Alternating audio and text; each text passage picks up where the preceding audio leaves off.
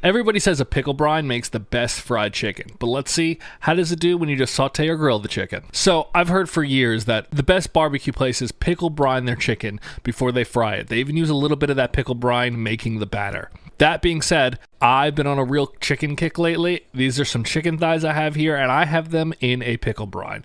I want to see how much more tender, delicious, juicy this pickle brine makes just a regular sauteed chicken or a grilled chicken. Will the pickle flavor be overwhelming if you don't fry it? Let's see if this is the key to making the easiest, most delicious chicken on your stove or grill while keeping them super juicy and delicious.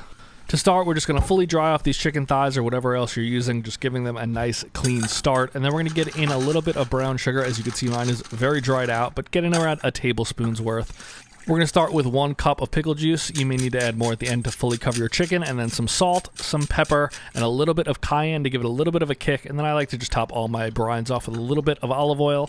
And now just mix that all together. Break up any chunks of brown sugar until this is really nice and cohesive. Once you do that, just throw in those thighs. At this point is when you want to make sure that everything is fully covered. If you need to use something to weigh down the chicken, you can, but I'm pretty happy with this level of coverage. Most of them are fully submerged. And now just throw that in your fridge for about 1 hour. If your pieces are thicker, people online say to do about 1 hour per inch of meat, so I did these around an hour. A chicken breast may need about 2 hours. But now we're just going to saute these, throw these in a pan. You could easily see here the color difference between the ones that have been brined and the one that have not. I'm going to add a little more salt onto the top, but you can see those brine ones are much darker.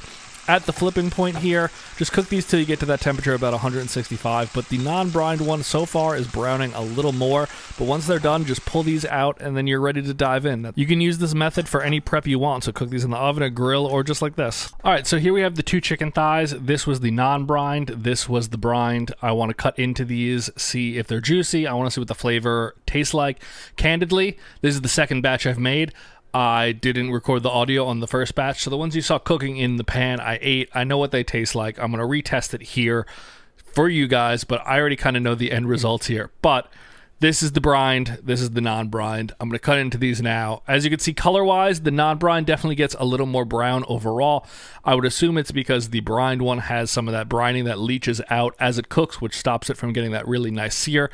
I don't think that's going to affect flavor or taste, though, but let's cut into these and find out. Juiciness, they both are fantastic. They're not dry, either of them. So you're going to have good results here, I think, either way.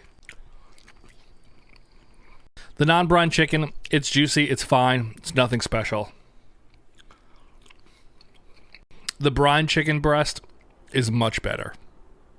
You don't get hit with an overwhelming amount of pickle, but there's a slight pickle taste there, so if you don't like that flavor, you probably won't like this, but it's very deep in the layers of flavor. Overall, it's just juicier.